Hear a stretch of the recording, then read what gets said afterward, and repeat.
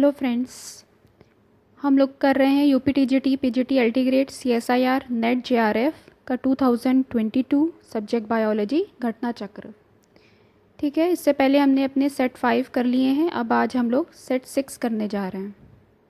ठीक है, ये आपके एक तरह के प्रीवियस सॉल्व पेपर हैं जिससे आप प्रिपेयर कर लें। चैप्टर था क्लासिफिकेशन एंड माइक्रोबायोलॉजी। अब हम पढ़ रहे हैं वायरस सेट 6। इसके 10 क्वेश्चन हम लोग कर चुके थे। अब हम लोग करने जा रहे हैं 11 क्वेश्चन से 20 क्वेश्चन तक। ठीक है, तो 11 क्वेश्चन नंबर है, सबसे सूक्ष्म प्रोटीन युक्त संक्रमण करने वाला कण कहलाता है। याद रखिए यहाँ पे क्या वर्ड यूज़ किया है, प्रोटीन युक्त। इसको एक बार इंग्लिश में पढ़ लेते हैं। Smallest proteinaceous infectious particle is known as. हमें वायरस के केस में दो बातें याद रखनी है। एक तो हमारी हो गई कि वो जो बना हुआ होता है वो प्रोटीन से मिलके बना होता है, और दूसरा न्यूक्लिक एसिड। ठीक है, हमें ये बात दो ध्यान रखनी है कि न्यूक्लिक एसिड और प्रोटीन मिलके वायरस बनता है।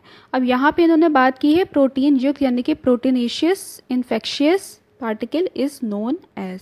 तो पी से प्रोटीनेशियस होता है और पी से प्रियॉन्स होते हैं, इसलिए आप लोग यहाँ इसको याद रखिएगा कि 11 का आंसर होगा प्रियॉन्स। ठीक है, ना वायरस, ना वायरॉइड्स, ना बैक्टीरियोफाज। ठीक है, इससे पहले हम वायरस पढ़ चुके हैं कि वायरस किससे मिलके बना होता है, प्रोटीन और न्यूक्लिक एसिड में डीएनए या आरएनए होता है। अब यहाँ पर बात आती है वायरॉइड्स की। ठीक है, तो वायरॉइड्स आपके उसमें क्या होते हैं, आरएनए स्ट्रैंड्स होते हैं। ठीक है, इन्फेक्शियस पार्टिकल होते हैं आरएनए स्ट्रैंड, यानी कि इसमें न्यूक्लिक एसिड होता है वायरॉइड्स में, और जो प्रियॉन्स होते हैं उनमें प्रोटीन पार्ट होता है, प्रोटीनेशियस इन्फेक्शियस पार्टिकल होते हैं। ठीक है, तो smallest proteinaceous infectious particle is known as prions. Prions सूक्ष्मतम प्रोटीन युक्त, ठीक है यहाँ पे इंपॉर्टेंट है, प्रोटीन युक्त संक्रमणकारी यानी कि इन्फेक्शियस पार्टिकल्स होते हैं। और जो वायरॉइड्स होते हैं वो कैसे होते हैं, नेकेड आरएनए के इन्फेक्शियस यानी कि संक्रमणकारी कण होते हैं, यानी कि इन्फेक्शियस पार्टिकल होते हैं। तो ये दोनों इन्फेक्शियस पार्टिकल हैं, एक का प्रोटीन से रिलेशन है, एक का न्यूक्लिक एसिड से रिलेशन है। ठीक है, आरएनए यहाँ पर आ रहा है, आरएनए नग्न नेकेड आरएनए, और दोनों कौन है, इन्फेक्शियस पार्टिकल हैं, इसलिए पी फॉर प्रियॉन्स, पी से प्रोटीन याद रखिएगा। और वायरॉइड्स के लिए आरएनए या डीएनए, जो भी आरएनए कहा जाता है, सिंगल स्ट्रैंडेड आरएनए होता है जो कि इन्फेक्शियस होता है। क्वेश्चन 12, निम्नलिखित में से कौन सा कथन सत्य है।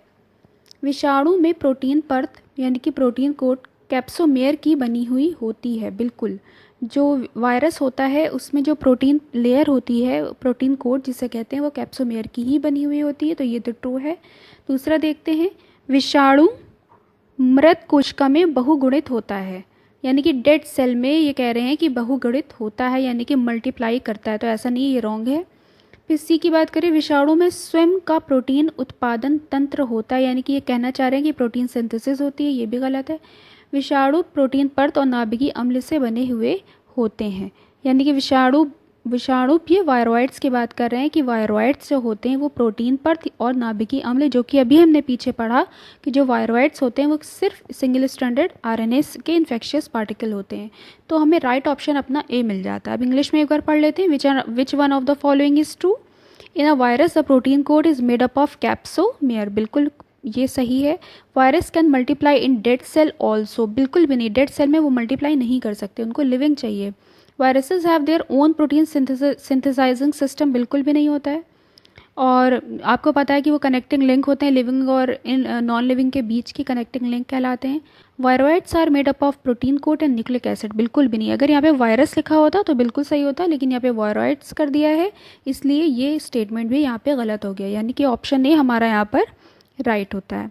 अब इसकी डिटेल कर लेते हैं। विषाणु में प्रोटीन कोड को कैप्सिड कहते हैं, ये अनेक इकाइयों से मिलके यानी कि कैप्सोमेयर से मिलके बने होते हैं। ठीक है, प्रोटीन कोड जो होता है उसे कैप्सिड कहते हैं, और ये बहुत सारे कैप्सोमेयर से मिलके बनते हैं। वायरस यानी कि विषाणु केवल जीवित कोशिका के अंदर ही बहुगुणन करते हैं, यानी कि ये सिर्फ इनको लिविंग सेल के अंदर ही ये मल्टीप्लाई कर सकते हैं, तथा इनमें स्वयं का कोई भी उपाचयी तंत्र नहीं होता, किसी भी तरह की मेटाबॉलिक एक्टिविटी इनके अंदर नहीं होती। जब ये किसी लिविंग चीज़ पर जाके गिरते हैं तो उसके अंदर घुसने के बाद ये उस पर अपना मल्टीप्लिकेशंस करना शुरू कर देते हैं। वायरॉइड्स केवल आरएनए के बने हुए होते हैं। हम लोगों ने वायरॉइड्स के बारे में पीछे भी पढ़ा था कि वायरॉइड्स क्या है, इन्फेक्शियस पार्टिकल हैं। प्रियॉन्स क्या है, इन्फेक्शियस पार्टिकल हैं। डिफरेंस क्या है भाई, वायरॉइड्स में आरएनए होता है, ठीक है, सिंगल स्ट्रैंडेड आरएनए होता है जो कि न्यूक्लिक एसिड हम कह सकते हैं, और प्रियॉन्स में प्रोटीन्स होते हैं, ठीक है। प्रियॉन्स ऐसे इन्फेक्शियस पार्टिकल हैं जिनमें क्या होता है, जो कि प्रोटीनेशियस यानी कि प्रोटीन के बने हुए होते हैं। ये डिफरेंस हमें याद रखना होगा। 13 है, यहाँ पे एक बीमारी के बारे में बात कर रहे हैं। रानीखेत बीमारी संबंधित है मुर्गी पालन से, मधुमक्खी से, रेशम के कीट से या मवेशियों से। तो ये मुर्गी पालन से रिलेटेड है, यानी कि Ranikhet disease is associated with poultry. Option A आपका यहाँ पर आ जाएगा। रानीखेत बीमारी मुर्गी पालन से संबंधित है, ये वायरस से होने वाला एक रोग है, ये याद रखिए। इसीलिए हम इसमें पढ़ रहे हैं वायरस चैप्टर में, क्योंकि रानीखेत डिसीज़ जो है किससे होती है, वायरस से होती है।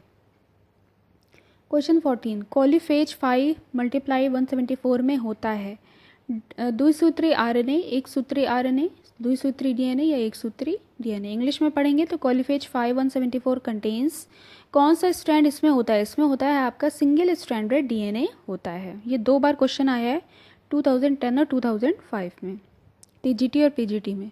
ऑप्शन डी यहाँ पे सही है कि सिंगल स्ट्रैंडेड डीएनए होता है।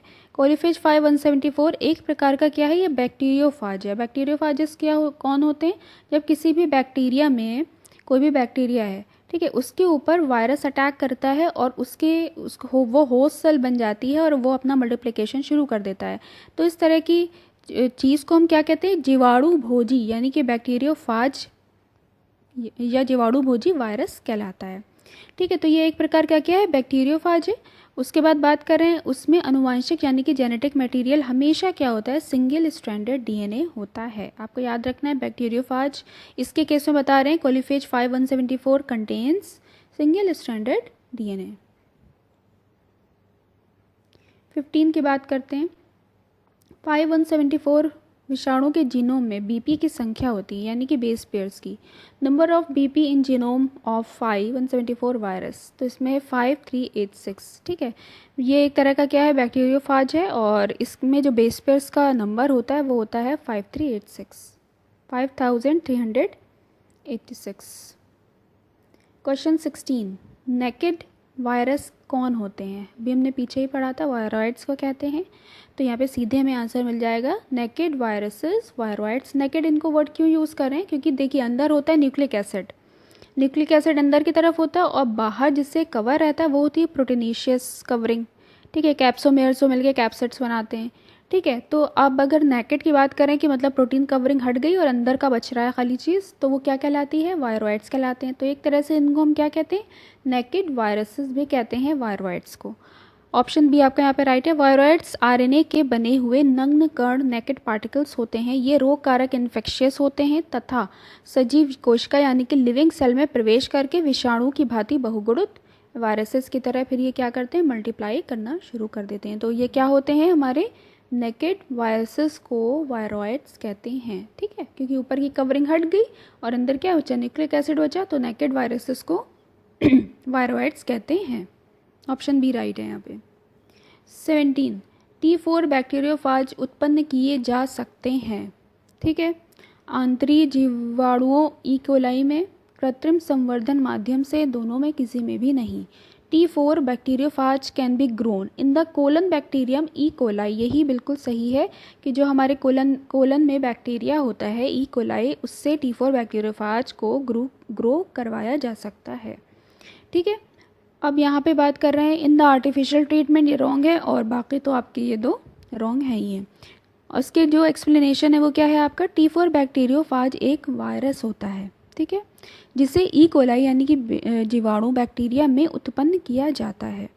इसका उपयोग जेनेटिक इंजीनियरिंग में किया जाता है। बहुत इंपॉर्टेंट है कि ये कहाँ पे जेनेटिक इंजीनियरिंग में यूज़ किया जाता है। यहाँ पे ई कोलाई हमारा बैक्टीरिया है जिससे आपका T4 बैक्टीरियोफाज बनके तैयार होता है, ठीक है। क्वेश्चन 18, अभी तक हमने पढ़े थे प्रियॉन्स, फिर हमने पढ़े थे वायरॉइड्स, अब हम पढ़ने जा रहे हैं विरियॉन्स, ठीक है, इनको याद रखिएगा।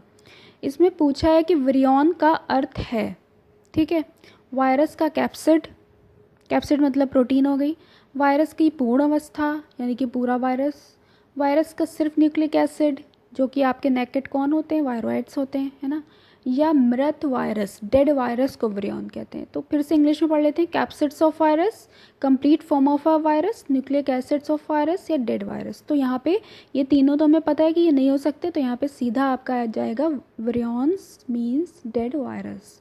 ठीक है, डेड वायरस वो जो नॉन लिविंग है एक तरह से।